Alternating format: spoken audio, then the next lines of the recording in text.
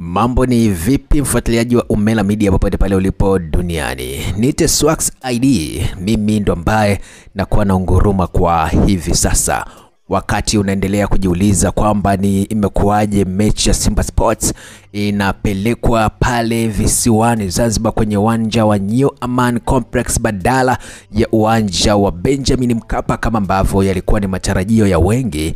Bwana mwekezaji wa Simba Sports Mohamed Dewji Mo amekuja kufunguka ukweli wa mambo ambayo yalikuwa yanaendelea nyuma pazia, na kipi ambacho kama Simba walikuwa wanakifanya na masikitiko yake juu ya maamuzi ambayo yamefanywa na shirikisho la soka barani Afrika CAF kupeleka mechi pale Zanzibar.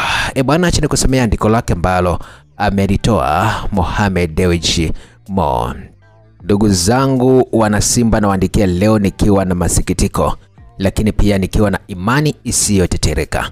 Katika wiki chache zilizopita tumeshirikiana kwa karibu na taasisi husika kuhakikisha tunapata haki stahiki, fursa ya kuandaa mechi ya marudiano ya finali ya kombe la shirikisho la CAF katika uwanja wetu wa Benjamin Mkapa.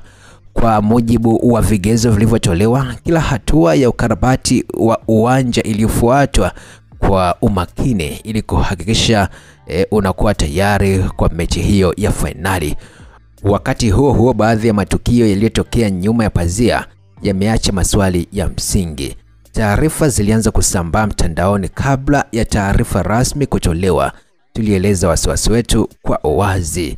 Pamoja na juhudi zote, CAF imethibitisha kuendeleza uamuzi wa kuhamishia finali hiyo Zanzibar.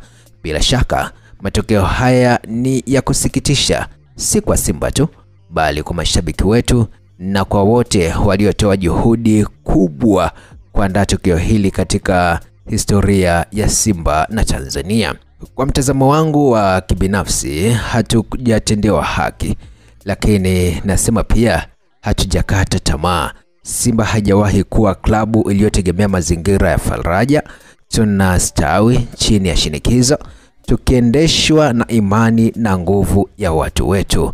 Tunaenda Zanzibar si kwa hiari, bali kwa wajibu, na tutatimiza wajibu huo kwa mshikamano, kwa dhamira na kwa fahari.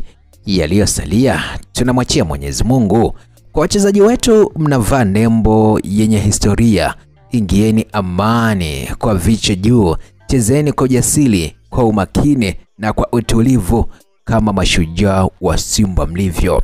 Kwa mashabiki wetu, naelewa hisia zenu, nami pia nahisi hivyo, lakini sasa wakati wa kugeuza hisia hizo kuwa nguvu ya pamoja.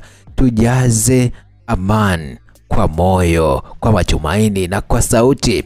Tuwafanye wapinzani wetu waone na wasikie kishindo cha Simba popote tulipo. Asante kwa wadau wote waliowezesha safari hii: serikali, shirikisho la mpira, vyombo vya habari na kila aliyeshiriki katika maandalizi ya mchezo huu. Na kwa wote mnaotazama, uwanja unaweza kuwa umebadilika, lakini Simba ni yule yule. Dhamira yetu iko wazi. Tunaelekea Zanzibar tukiwa tayari kupambana. Simba ni mfalme na anaweza kunguruma popote. Mungu ibariki Simba, Mungu ibariki Tanzania, Mungu ibariki soka la Afrika. Mohamed Dewji, rais wa Simba na mwenyekiti wa bodi ya wakurugenzi, ndo ambaye ametoa taarifa hiyo kwenda kwa wana Simba wote. Wewe unasemaje mwana Simba? Weka ujumbe wako hapo chini nami nitauona na mambo yatakwenda vizuri zaidi. Asante na endelea kuifuatilia Umela Media.